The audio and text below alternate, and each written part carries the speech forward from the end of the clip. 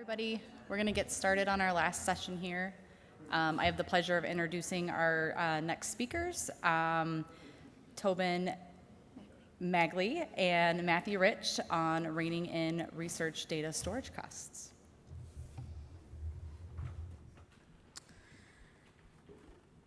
All right, thanks everyone for being here. I know it's the last session, so I appreciate you sticking it out with us to talk about research data storage costs, which I know is the most exciting topic you've heard all conference.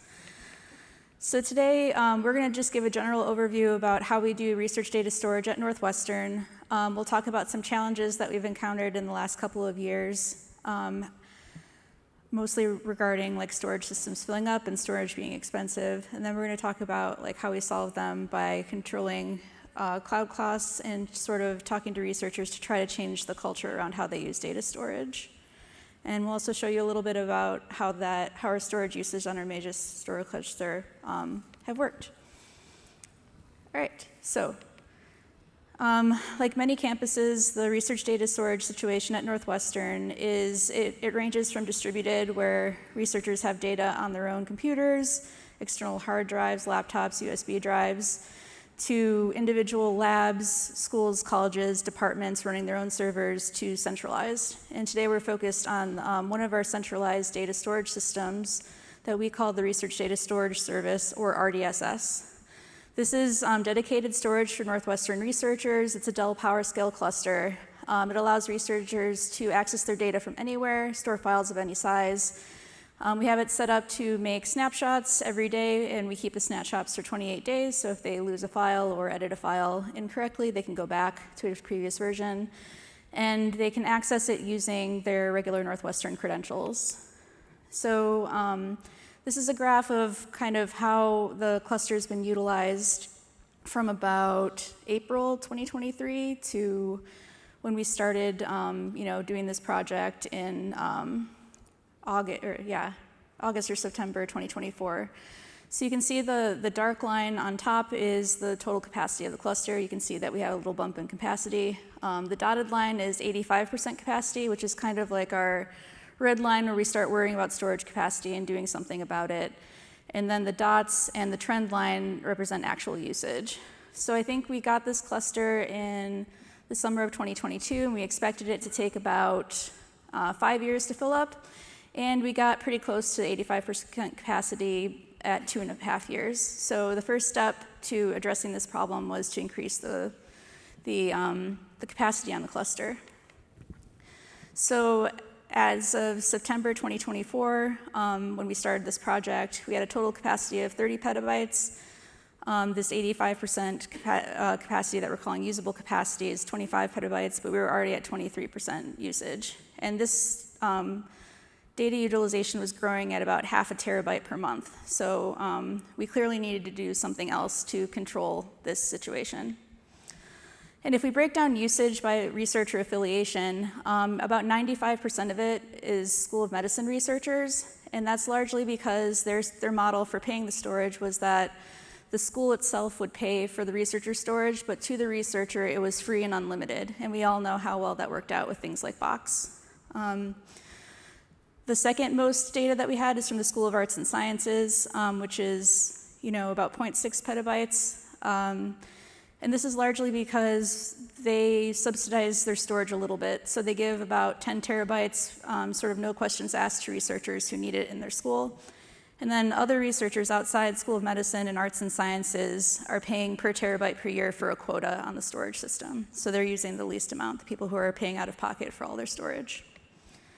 So, we're in this situation, and our challenges are twofold. So we have challenges with researcher expectations, and then the reality of the cyber infrastructure that we can have and what we can stand up in a short period of time.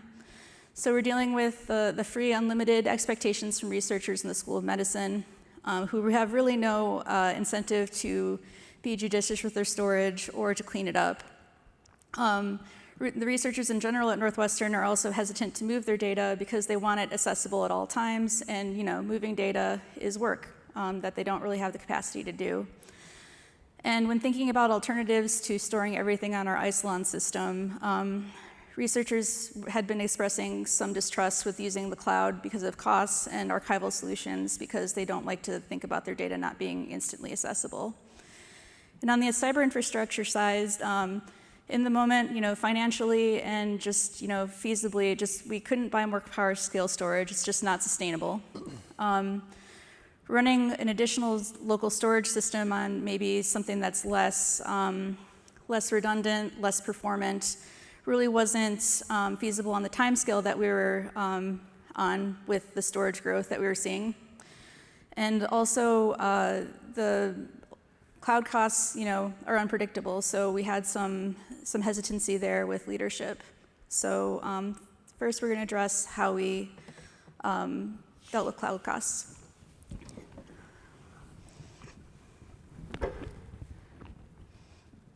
Cool, I'm gonna figure out the button here. All right, hi everybody, to reintroduce myself, I'm Matthew Rich. I manage the cloud enablement team within Northwestern IT. And I'm super proud to be presenting with Tobin, who didn't mention. She is the reigning Northwestern IT Employee of the Year. She's a rock star. Thanks. Okay, so why did we choose cloud? We did look at a few different options for additional archival storage. So RDSS is, as Tobin mentioned, it's a Dell PowerScale solution. I think of it as like it's the Ferrari of data storage. Like it is super high performance, parallel access. It's an amazing system, but we're using it to just dump data and store it forever. And so we needed the kind of the something else, the Volkswagen solution or whatever, just to keep data forever. So there's different options there. We talked about another lower performance, lower cost on-prem storage array.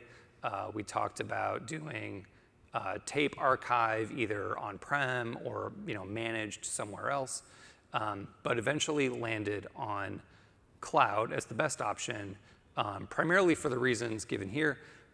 Effectively unlimited capacity. There's really no limit on the amount of bits that you can shove in a cloud storage bucket, and also the durability that it has. So durability, not the same as availability. Your data might not always be ready for you to read it exactly when you want it in the cloud, but it should be able to survive the loss of a data center and you not have to worry about backing your data up somewhere else. So cloud seemed like a great solution to put the data, but there were some challenges both on the financial side and on the technical side. And I'll just real quickly, I don't know if anybody's here for the previous talk, which is all about cloud finances. Nobody told me when I became like a cloud architect how much of my time would be spent thinking about finance and not cloud, but that's kind of how it works. There's a huge shift in moving from capital expenditure, you're buying your hardware 3 to 5 years out, versus the pay-as-you-go operating budget model for the cloud. That was one challenge that we had to solve. And then there's some technical challenges as well, going from everything being available via NFS, SMB, local file system mounts, and looking like a file system to something that is very different in the cloud. Cloud object storage is basically a giant key value store. It's not really a file system, but that's okay.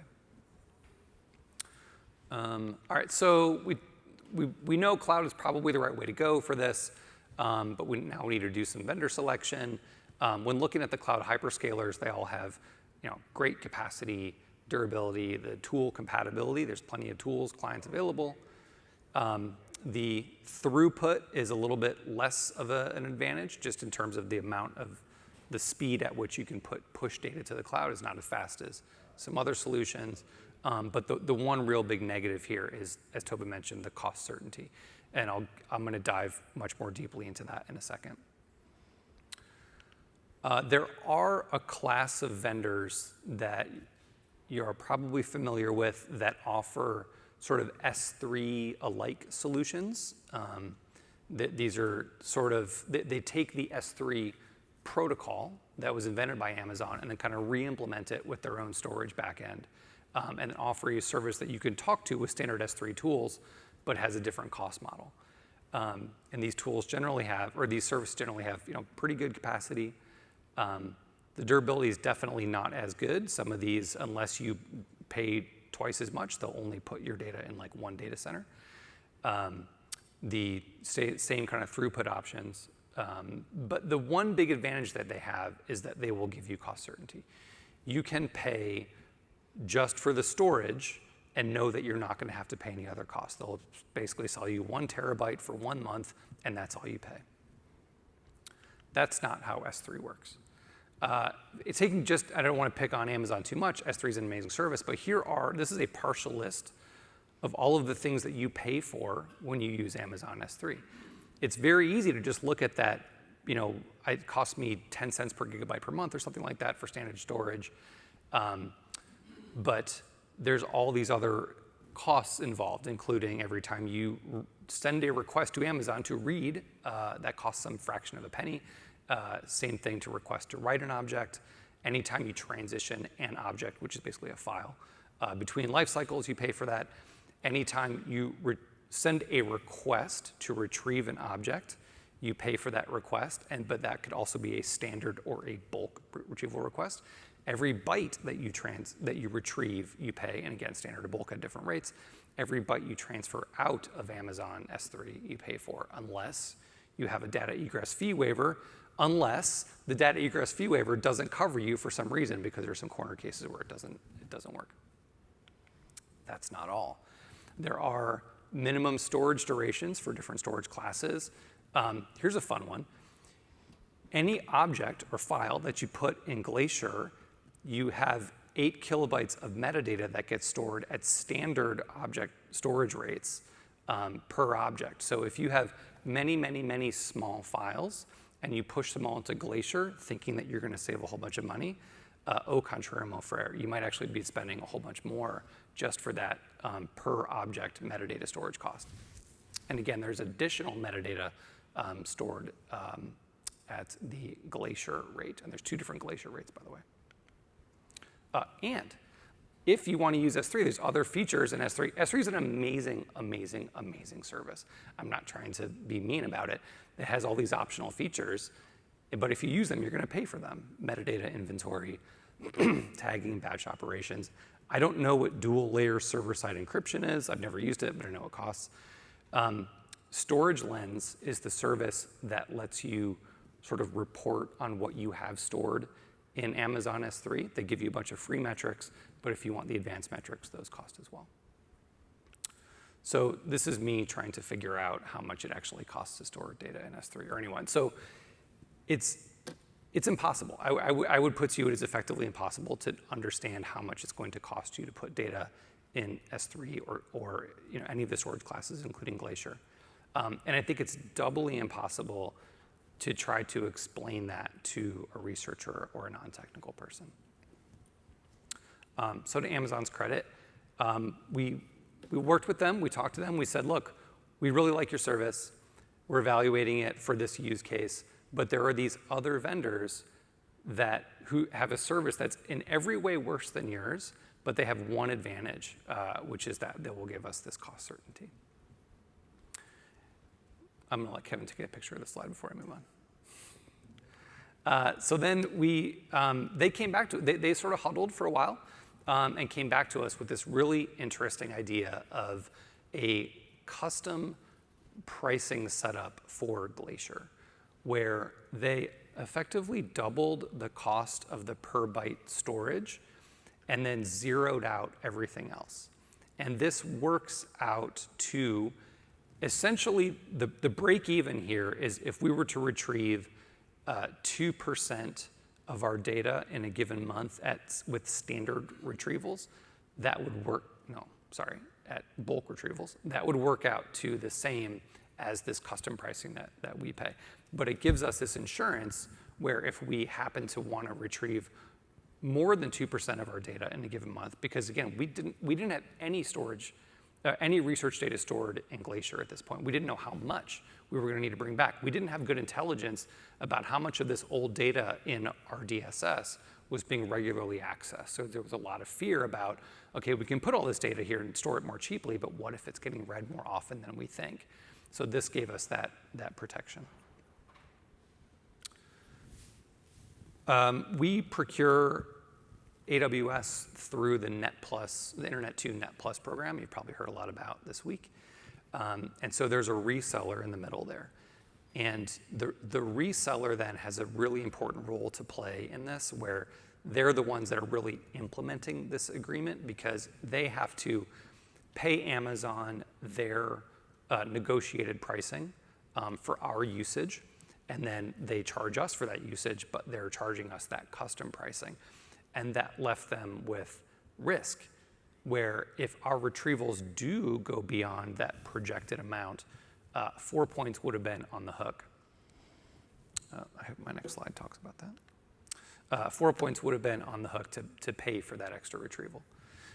So Amazon stepped in and they provide, as part of this agreement, they provide a guarantee to 4 points that if our usage does go beyond that projected amount, Amazon will provide 4 points with usage credit to offset that. So they don't have to take on any additional risk. Just the key takeaway from my portion of this is that by using this custom pricing agreement that we worked out with Amazon in 4 points, we can safely transition data out of this RDSS, this super high performance storage array, to cold storage.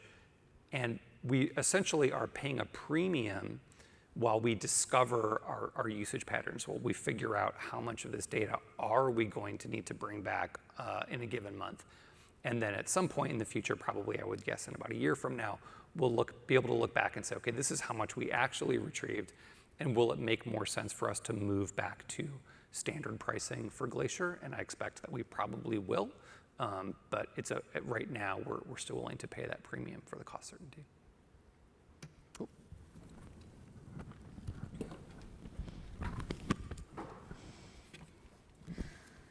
Now, Matthew handled the easy part. I'm going to talk about how we actually convinced researchers to go along with this with us. So when we started this project, the general vibe around this was that researchers were really wary of archiving in cloud. This is partially because there was an early effort before my time at Northwestern where a lot of data on the storage cluster was being auto-archived, and then the process and things like that were not well communicated to researchers. So it ended up in this cycle where things would get archived, researchers would pull them immediately back, and then the queue to retrieve things got so long that some researchers were waiting months to pull back their data from a different on-prem storage system. So we had a bad reputation in that respect. They had also heard things about egress fees and retrieval fees about storing things in the cloud. Despite the fact that whenever I talk to researchers about cloud storage, I feel like I spend half my life explaining the egress waiver, but that's beyond the point. We also, Matthew said that, we didn't know how much we were going to pull back, and researchers don't know either. They often will have an idea and go back to an old experiment or an old project and pull things back. So they were really kind of wringing their hands about the possibility of having to wait to get their data back when they had a new research idea that could reuse old data. And then there was also just a general lack of awareness of how much data they had to begin with, because they weren't paying for it, and also how much of their data was actually being actively used. So to combat this, we presented them with evidence about their actual storage usage, and we listened to them and about their needs. So we were able to pull out data about their research storage usage that gave them their total research footprint.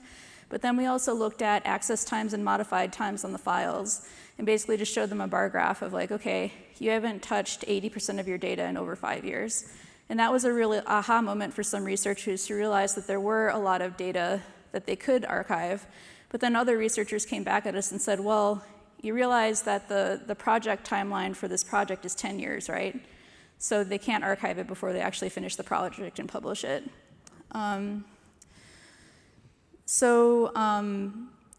We also had a report that showed them how much of their data was duplicated based on file name and file size, not on checksum, because it would have taken too long to run checksums on the entire environment.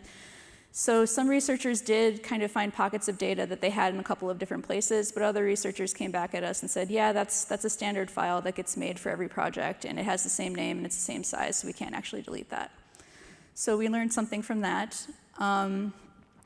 We also learned that the labs that have the largest data footprints are actually pretty good at data management, because they have to be. If we were talking to people who have like hundreds of terabytes in there, they would have, twice as much data if they weren't careful with their data management skills. It was the labs that had more around like 10 to 50 terabytes that were a little bit messier, because maybe they were in a situation where they had low data, and then they got a new microscope that made images that had 10 times the resolution, and then their data started accumulating. So it was a lot of awareness raising for them and us, for sure. Let's see. Yep, I think I covered everything on this slide. All right, so after these sort of listening sessions, and by the way, we talked to like 30 different research labs in the School of Medicine, so it was a long project, but it was really good because we developed some relationships with research labs, and we got to the point where we were hearing common themes across people we were interviewing, so I think we captured kind of the breadth of what could happen. So when we designed our archiving service, we decided to set expectations that met the researchers' needs. So we promised them that there would be no auto-archiving. They would be the ones to pick what could be archived, not us, and that we would take care of all the technical work on the archiving process. So they didn't have to deal with getting a cloud account, they didn't have to deal with packaging or transferring the data, and they didn't have to deal with unpredictable billing. And then we also promised them that we would facilitate retrieval if they really needed something back. And the data would actually land back on the storage system where it came from, so it would be just like it had never left. So the general archive process is that the researchers go through their files and tell us what they need to archive. The IT staff will run the job. Generally, to get past the small file charges, we'll combine small files into a zip file or a tar file, and then upload the data directly into Glacier Deep Archive. And then after this is done, we provide them with a spreadsheet that has all the files that were archived, so that when they need to retrieve something, they can go back to that file and tell us what they need. The retrieval process is basically the opposite. They go to that list that we gave them, they say, I need this file back. We'll talk to them if there is any sort of unexpected cost that goes along with it. It's not really anything too extreme based on the predictable pricing model that we have. And then we do the retrieval job for them, and it lands right back where it came from. So it's really low impact on them. They just have to wait a few days to get the data back. So we set up this system. We started archiving data. So did this work? So this is the same graph that I showed at the beginning. So we were approaching that 85% mark at the beginning of the project. During the time when we were interviewing researchers and setting up this system, we got pretty close back up to that 85% mark. But then while we were archiving, that's where the vertical line is, we actually saw a reduction in storage capacity or storage use on the cluster. So instead of going up by 500 terabytes per month, we were going down by almost 200 terabytes per month, which was great to see. However, we encountered a technical issue with the data mover that we were using to actually archive the data. So we had to pause archiving for a little while. And now you can see that the data is trucking right back up, actually faster than it was before. So we are once again reaching the 85% mark and are working on getting our data archiving platform back online. All right, and that's all we had. Does anyone have any questions for us?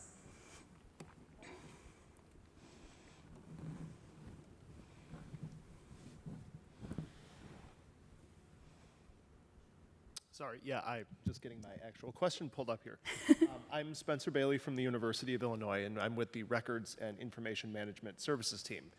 And I'm keen to see, when you started having these conversations with your research colleagues, how did you, or what strategies did you use when reaching out initially? So we also, at Records Management, we present unfamiliar topics to our research colleagues, so records retention, and something even more unpalatable than that, records destruction per state law, because we're subject to Illinois state law as a state agency. Mm-hmm. So this is an unpopular concept, actually destroying data as opposed to archiving it. And we've had some conversations about the status of research data as or as not a state record, and that's ongoing, but I'm just keen to see if you have any tips on making initial contact with some of these units, how you go about doing that, what's worked, what hasn't. Yeah, so with making initial contact, I had the advantage of working with the School of Medicine IT group. So they made the initial contacts, and they had full support of like their leadership in the School of Medicine, like deans and things like that. So basically, we had kind of like the powers that be at the university on our side when we were presenting this. But when we actually got into the room, I think all of us were pretty nervous about these interactions. We thought that they were going to be super hostile, but we started out by explaining the situation and just saying, you know, like, here's what's happening with the data storage system. We want to keep being able to provide you with research storage, but we need you to work with us to make that possible. And you know, some of them were just like, I told you it wasn't going to be free and unlimited. But others were, I mean, they were right. But like overall, they were really, like once we explained the problem and why we had to do what we were doing, they were more than happy to help. So I think going at them and imposing a requirement on them without any explanation doesn't go terribly well. And also explaining, like, you know, this requirement is coming kind of from outside, especially with records retention. It's not like you personally want them to destroy their data. It's that, you know, there's this rule and you have to comply with it, but I'm going to help you comply with it, and I'm going to make it easy for you to do so. So it ended up not really being as stressful as I thought it was going to be. I mean, there was a couple that weren't great, but out of 30 faculty we talked to, I think like 28 of them were more than willing to help.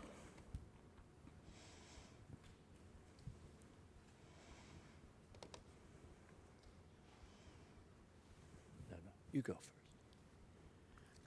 Thank you. Very interesting presentation. I'm Carolyn Jackson. I'm from the Kansas State University Libraries and in scholarly communication. So I apologize if you already talked this because I came in a little bit late. But did you have anyone working with them on their data documentation or curating their data at all? That's an excellent question. And just, I used to do data curation stuff in libraries, so I really appreciate you asking. Given the timeline of the project, we didn't really have a lot of time to do it. So what we ended up doing was relying on the records that our data mover was producing. So just basically having a record of what files were archived, where they were in the file system, and then the researchers had, you know, they were relying on whatever documentation that they had, with the full understanding that most research labs do not have great records about what they're doing. So if we had more time and a longer window, I would have loved to have like worked with the health sciences library folks and dug into there, but there just really wasn't time for it. So this ties back to not the previous question, but the previous question over here. Faculty are notorious for not listening to others except maybe their peers. As you started to implement this, did you find, it's kind of a change management question, did you find some champions who would then talk to their peers and pat their hands and say, it's going to be okay, and just like help you with that? Or was it just kind of a silo by silo by silo process? I feel like we haven't released the service wide yet, and I really hope that this sort of word of mouth thing happens where people have a good experience with it and spread it on. But it's really just at this point been mostly the School of Medicine being reactive to people hitting quotas and things like that. But we have done a little bit of work with the schools of arts and sciences, and I think our biggest advocate there is actually somebody in the local IT department, where he's going and talking to faculty about how this is a good idea, and I think that has been a really good relationship with local IT. Okay, thanks. Hi, I'm Trisha Adamus. I'm at the University of Wisconsin-Madison in the School of Medicine and Public Health. I wanted to say thank you for providing all that data on the usage before, during, and now in this period of pause in the archival process. And you mentioned that data management practices were more prevalent with labs that had much more significant data, more big data. And I'm curious, in the time frame of starting the archival process and then now with this pause in the archival process that you're experiencing, have you been able to talk to these labs, and have you noticed a difference in the data management practices of the labs? Yeah, unfortunately, like all of my access to these labs has been kind of facilitated through the School of Medicine IT, and I know that they've been interacting with them, but they haven't brought me back into the conversation very much. But one would hope that, actually one good thing that came out of this is one of the labs that was identified actually asked me to come into their research group to give like a talk at their lab meeting about good data management practices. I had a slide deck that I thought would take an hour. I got maybe 2/3 through the slide deck, if that, because they were asking me so many specific questions about their specific use case, and I ended up coming back for a second session. So we had at least one like really good interaction, and people who were very willing to change their practices. They just had no like knowledge of how to do it better. Thank you.